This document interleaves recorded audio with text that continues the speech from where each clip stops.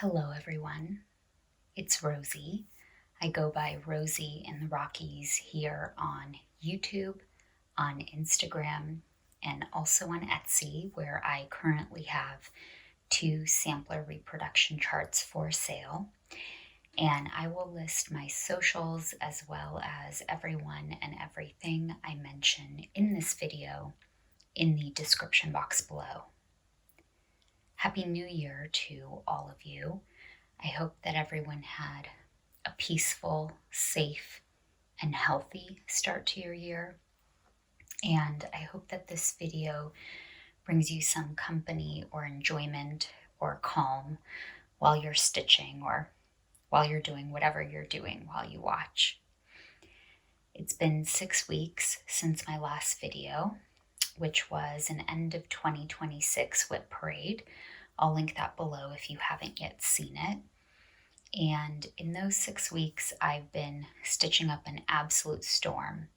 So today I have a blessing sampler start and finish, a blessing sampler fail, and a story to share with you about that, and progress on 5 other whips.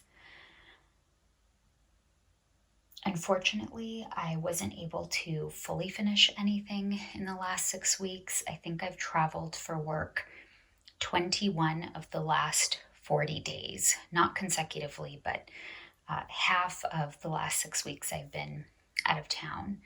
So when I've been at home, it's been time with my kids and partner and comfort stitching rather than FFOing. But we'll start with my blessing sampler start and finish, and I'll show that to you first. Okay, so I attempted a blessing sampler prior to this one and was not happy with the result. I'll show you that next. So then I picked up this piece and this fabric. I'll show you a close-up in a second. This is Filigram's Rose Coeur. I don't speak French. It is a very small, cute chart. This is my second Filigram design. And I thought it would look perfect on this piece of Wild Rose 40 count linen by the Primitive Hare, because I thought I could make the colors kind of go together. The original colors, as you can see, are more muted, less deep, and the darkest color is a brown color. I didn't want that because this piece of fabric is kind of brown sepia toned. So instead I went for a full color conversion of 6, I think they're called Tyche flosses. They're not CXC, they're not DMC. You can buy a pack of 440 on eBay for under $30, and my kids got me these threads as part of my Christmas present and wanted me to use them. So I just selected colors that I thought would complement the rose design. And I think it turned out really, really nicely. A couple of things to note about some changes I made and then what I might do differently next time.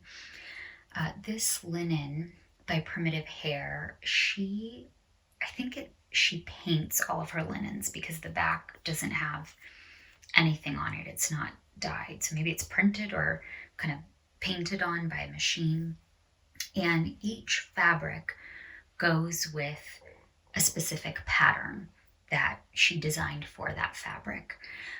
And this is a newer fabric, I believe, and the pattern that goes with it, I'll insert a photo, comes from this new book that she's releasing, or maybe already has released. So this pattern was part of my Christmas gift this year. My partner told me it had been on sale 20% off on 123 Stitch. So he picked up this fabric and then a blue gradient fabric for me from the Primitive Hare from Isabel. And I just thought this piece would look lovely on it. I think it turned out great overall. A few changes that I made. The original pattern, let me see if I can show this to you close, has these little roses and buds backstitched here, here. here, down here, and I just decided that the design didn't need that because of the kind of script behind the stitching. And then she recommends, the Filigram designer recommends using a dark color to do the back stitching in the roses. And I attempted that and I didn't like it. So I actually used the same tan light gold color that's in some of the leaves as the back stitching. It's a very subtle effect, but I really like how it looks. The one change I would have made if I knew that I would like how it turned out is I would have centered the rose a little bit closer to, the cross stitch a little bit closer to the rose. I left space here because I wanted to make sure that if I didn't like the two together, that I could cut here and still use this half of the fabric for something else and still be able to frame this. But I am very happy with how it looks overall. And I'll now show you a close-up.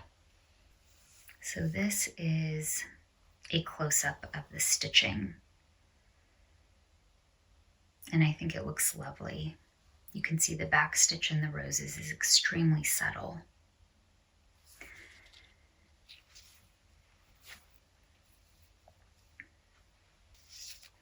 And so overall, I'm quite happy with this piece. It was a great blessing sampler. I think it only took me maybe 3 nights to stitch up.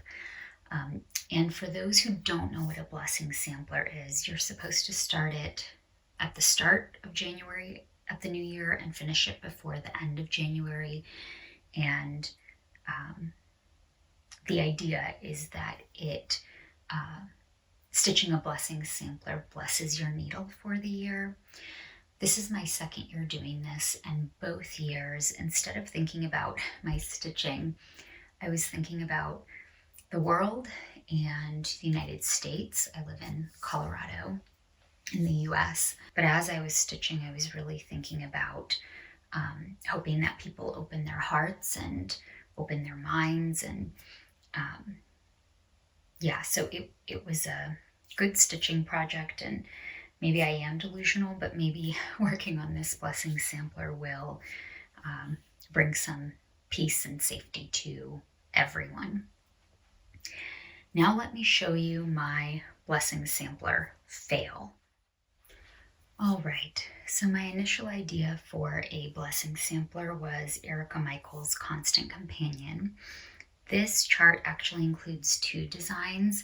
One is the one you see in front of you, and the other is, I believe, a Nathaniel Hawthorne quote that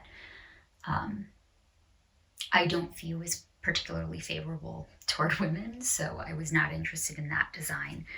But I saw this chart on the Attic Needleworks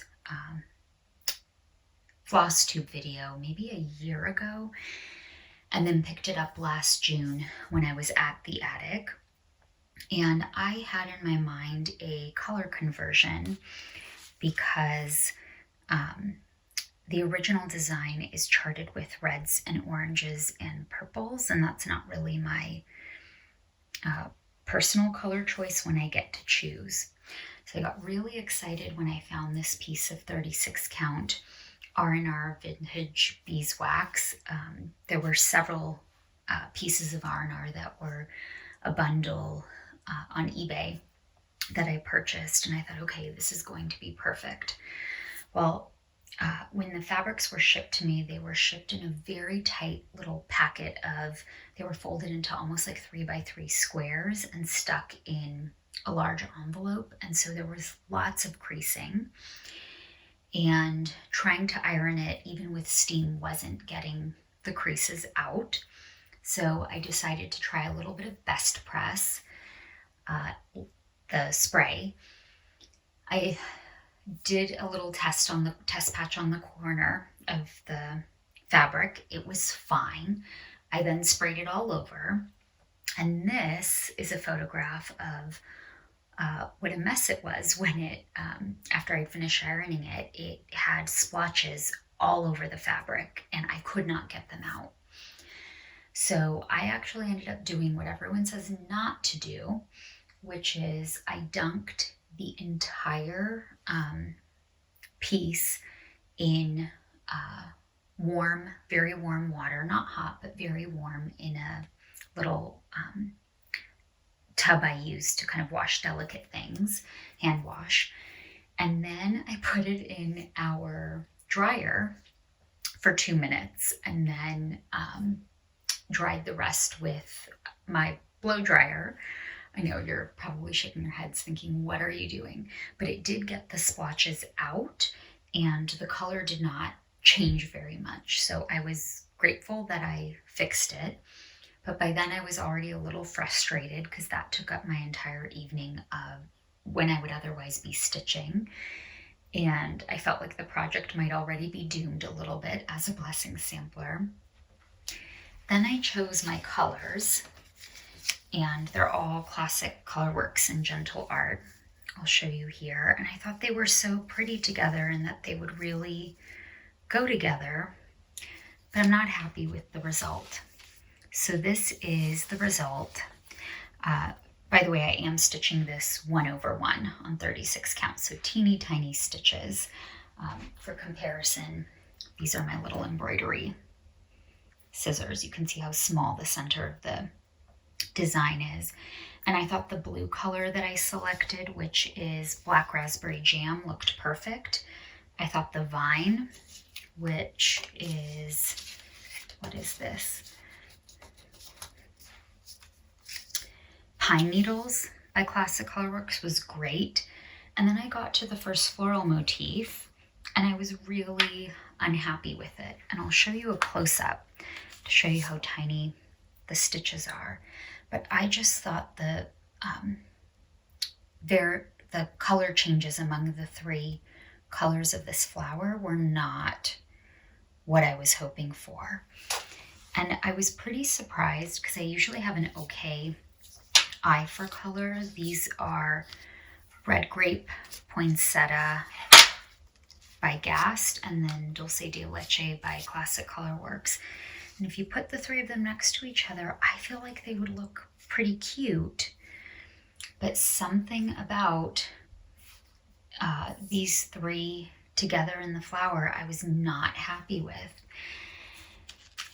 And then I started to regret, okay, should I have just used all the called for colors, or do I now need to pick out all of this 1/1 on 36 count and then go back to my thread stash and try to figure something else out. I'd like to keep the kind of burgundy or maroon and pink motif feel going, but this is not it. At least it's not it for me. So if anyone has suggestions about how to,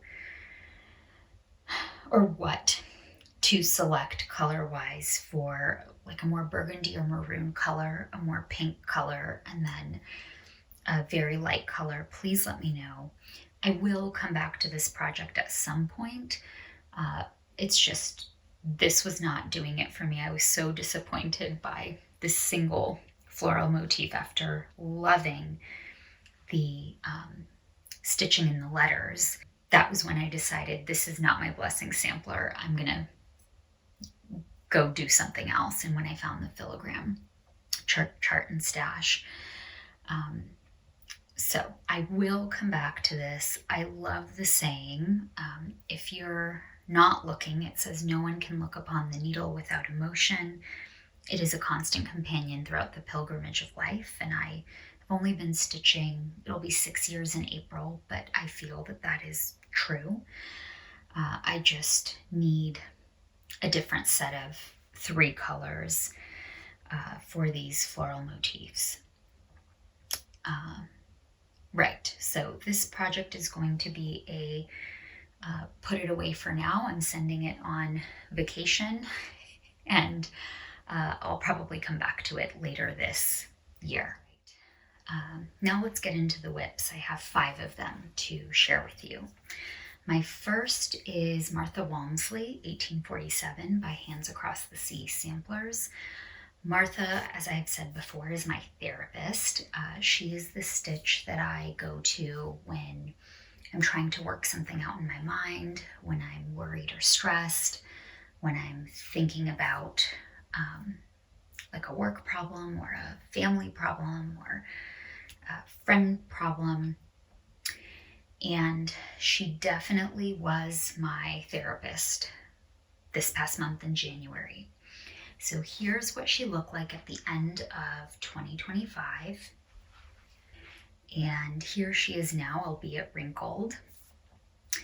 So I'm stitching her on the called for 40 count Tabbycat linen in Lallybroch with DMC threads.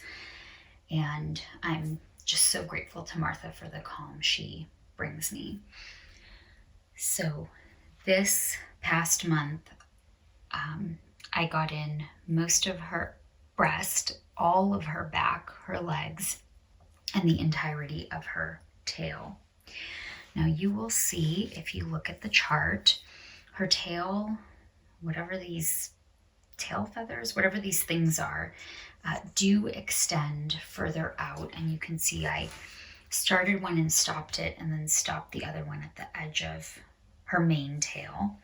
And that is because I'm not sure about these two pieces. I have decided that I'm not going to stitch a verse.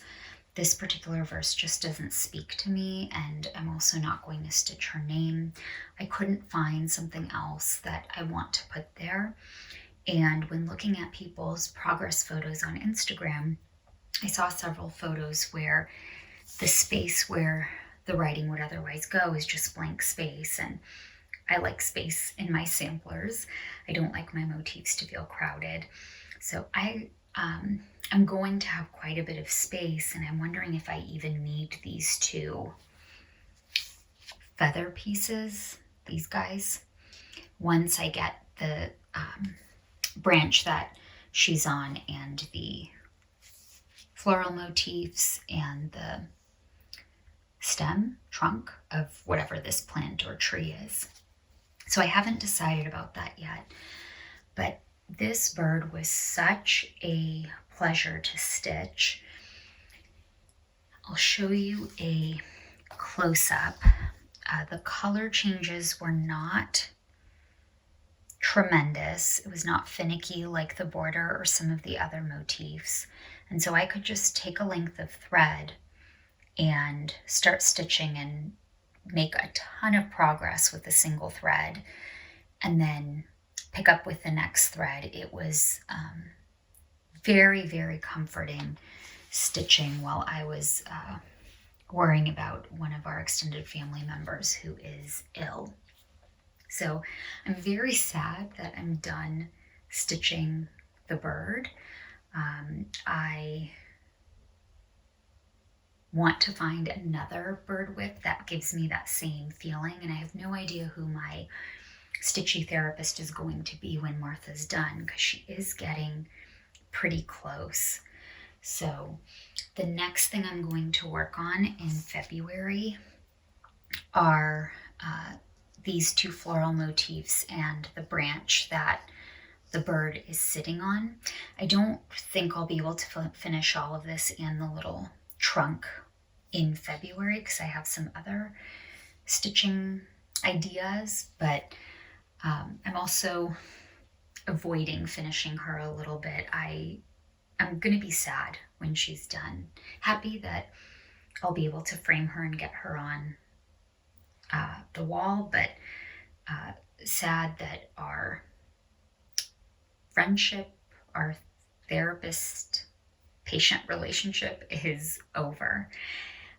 And I've heard Jackie from Comfort Stitching talk about how she's in relationship with some of her projects, and that's certainly how I feel with Martha, but I do feel that she's kind of in this, I don't know, helpful, calming, peaceful role with me, like I think a therapist would be. So as I was working on her, I was thinking, okay, which of my pieces am I going to audition to maybe be my next therapist when Martha's done? And I decided to pull out this whip. I pulled out Smith Sampler by the Scarlet House. Many people have stitched this one when it was first released. Right now, Sarah from Sarah Stitchy Spot is nearly done. And she's the primary reason I've been wanting to pick this piece back up, because Sarah's looks gorgeous. It is absolutely beautiful.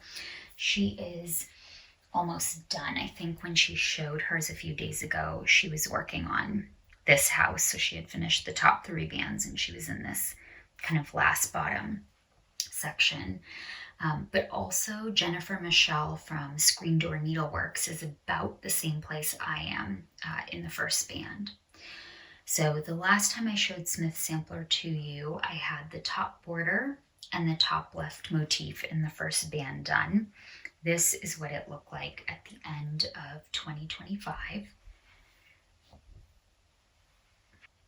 And here is what it looks like now. So I have finished the entire top band. I stitched this swan motif, which is basically full coverage, and these little motifs. I stitched these 2 little dogs, squirrels, whatever they are, and then this entire tree, which mirrors this tree here, and then this right border. And I think that Smith Sampler might be my next therapist. There is something about the geometric nature of this design, something about how you don't have to count very far, that minimizes mistakes, something about this particular color palette that really speaks to me. And the same way that Martha Walmsley feels when I work on this piece, it feels meditative and like I'm working through something hard in my mind, and that I can still stitch on this and think about whatever it is that I'm kind of mulling over. So I have really, really enjoyed this one, and I really hope I keep pulling it back out. I will tell you I've made a couple of small changes. I should say I'm stitching this on a piece of 40 count baked clay by Fox and Rabbit, and I'm using DMCs. I did switch out a couple of the DMCs. So the color in these branches is more of an orange color, and I chose something more mustardy. And then the white color, 3857, I might be wrong, didn't feel white enough on this fabric, but I also didn't want a stark white. So I switched it out. If you're interested in what colors I use, message me. Leave a comment below or message me on Instagram and I'll let you know what I selected. The other thing I did is that the birds' beaks are supposed to be this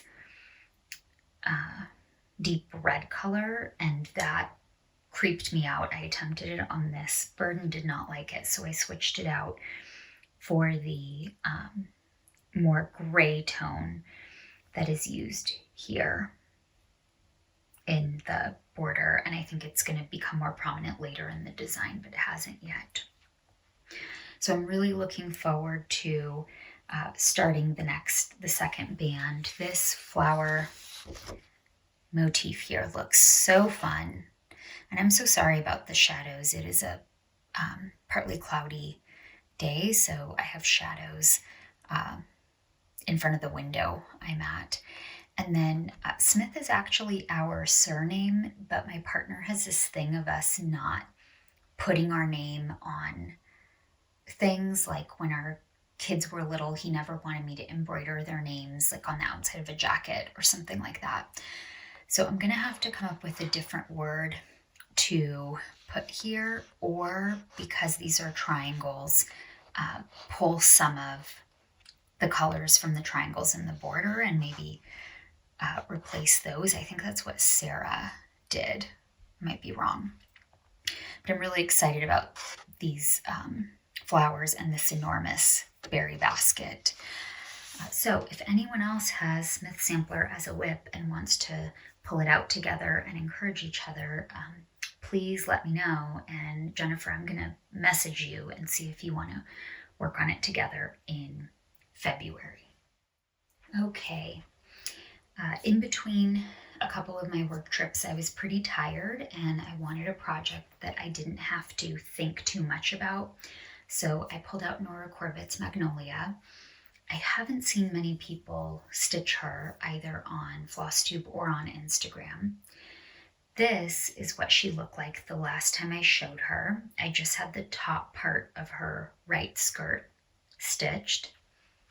And in only a few nights, this is what I accomplished. So I finished her right skirt, and then I did the entire center, which is stitched in Krynic.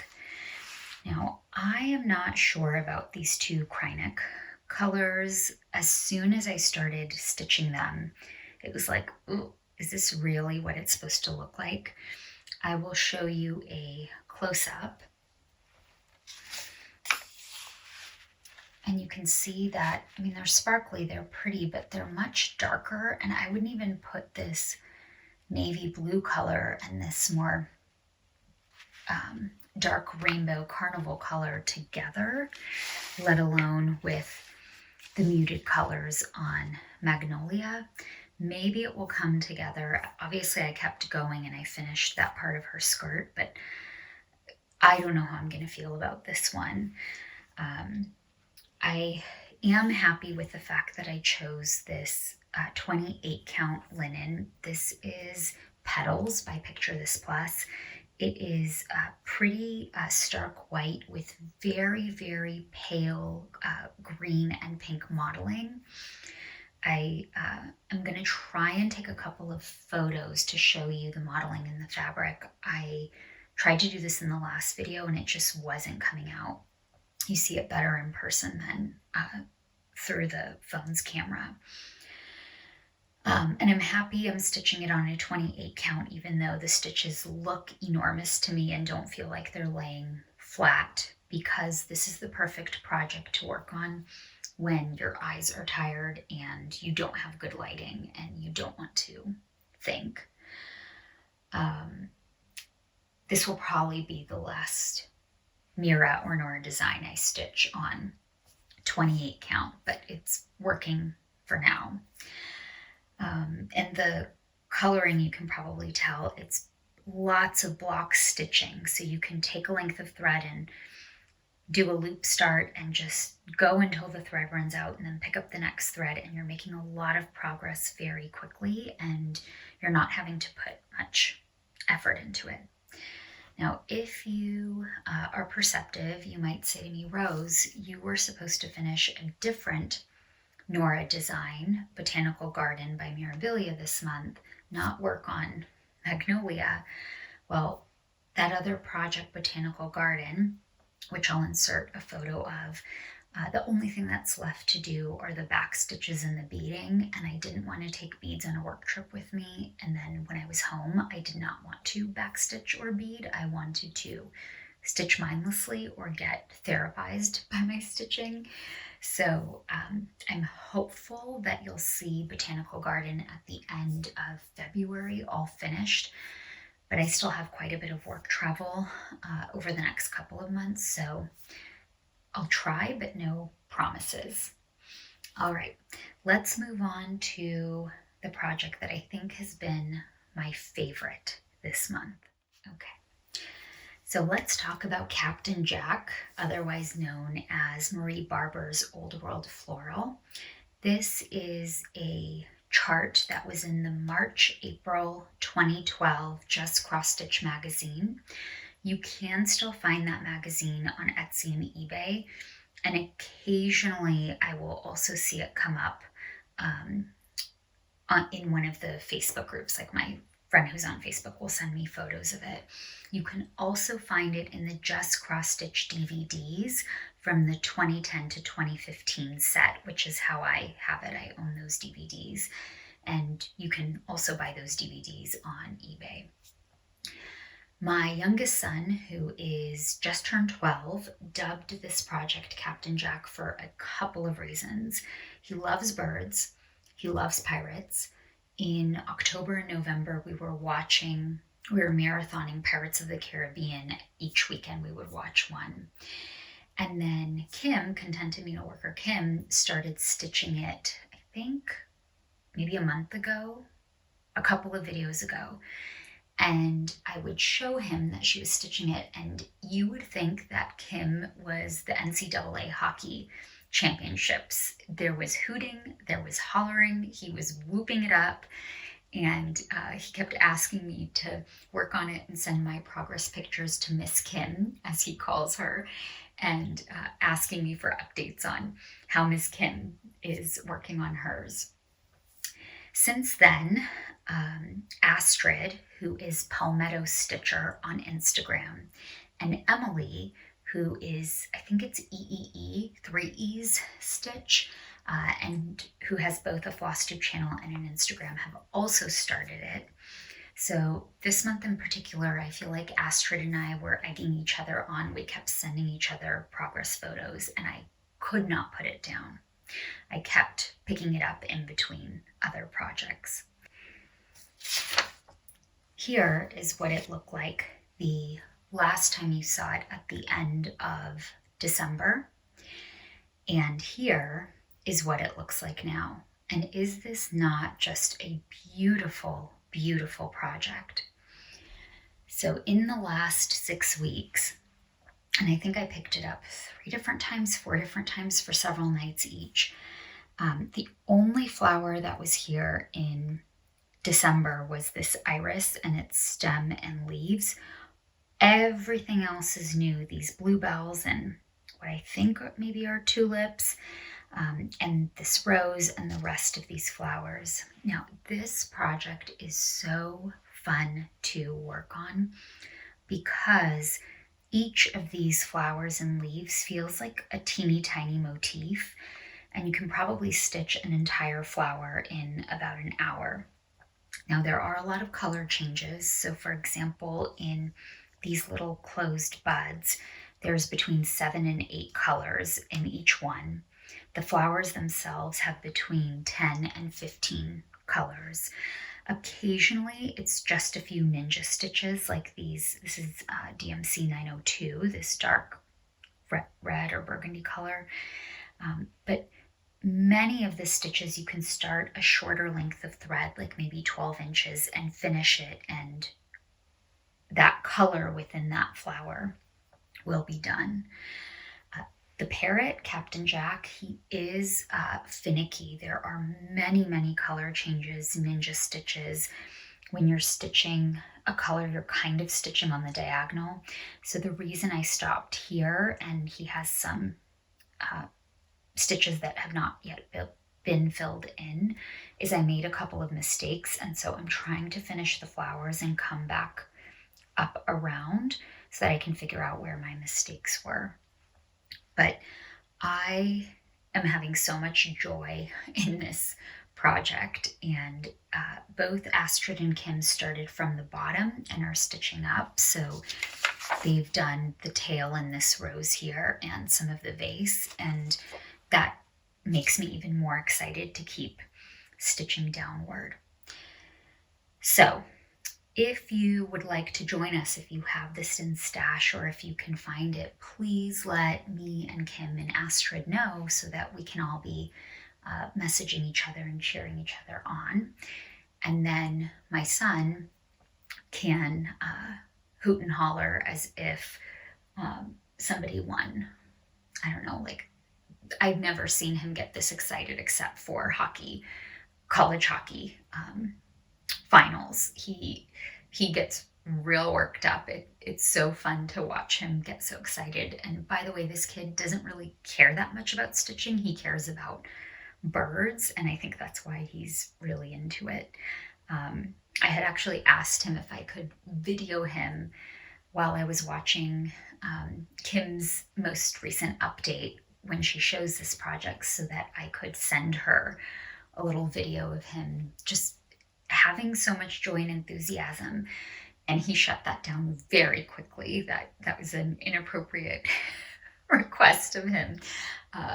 I think his words were something like, if Miss Kim wants to see it, she should come visit us. And then he extended an invitation for you to come to Colorado, Kim. So come visit us soon. Anyhow, I'm loving this project. It is so pleasurable to stitch on, so fun. And if you can get a hold of it, I highly recommend it. I did get a couple of Marie Barber's books for Christmas. You can still find them at places like Thrift Books and eBay. And so I do intend to look through them more carefully. I just haven't had time yet, and maybe pick up a couple other of her designs. But here's where we're at right now with Old World Floral. Oh, and I completely forgot to tell you, I'm using all the called for DMCs. There are a lot of them. And I'm stitching this on a piece of Seraphim silver lining. Okay, my very last whip, I don't know where the original chart is. I only have my working copy. I worry a little bit that I may have left the original in a hotel room when I was traveling for work. And I think I know which one. I'll be back there in February. So I did email them. I'm waiting to hear back if they have it. But this is Modern Folk Embroidery's Peacock Tree. I am stitching this on a piece of 32 count Polstitches in the color Tree Forest. And through the viewfinder right now, the color looks really true to color. It is a base kind of tropical green with a little bit of yellow in it, and then some blue tones here. And I think that's perfect for this piece. You can see I finished the peacock on one side, and I've started the tail of the peacock on the other side. And this is the perfect piece to take with me on work trips in dark hotel rooms where the lighting's awful, because it's monochromatic. You have a single thread, and I'm using DMC ecru, and this piece doesn't really wrinkle that much. There's a single wrinkle line here where it was, I think, folded, and I must have put something heavy on top of it. And the Lugan is very, very easy to work on. The DMC just glides through. I am stitching this design without the Grecian border around it, and I am going to make it a companion piece to Mojo Stitches on a low branch, which I previously stitched. Both of these pieces are going to go to a friend this summer who they turned their sunroom in the back of their farmhouse into a 1950s tiki room. And these two pieces are going to look great on there. And she is a friend who appreciates stitching, so I think she will really enjoy this piece. And I am just enjoying working on it so much. I do have another Modern Folk Embroidery piece in stash, and I think I may need to start that one as soon as I'm done with this one. I'll also say that my son, the pirate, thinks that we too should have a tiki room so that he can live out his exploration on the high seas dreams in a room that is fit for a pirate. All right, so that's all I've got for you from the last 6 weeks. I will try to be back the first week of March with my February update. Again, I hope that you're all safe, that everyone's healthy, and that your stitching brings you peace. Have a great February, everyone.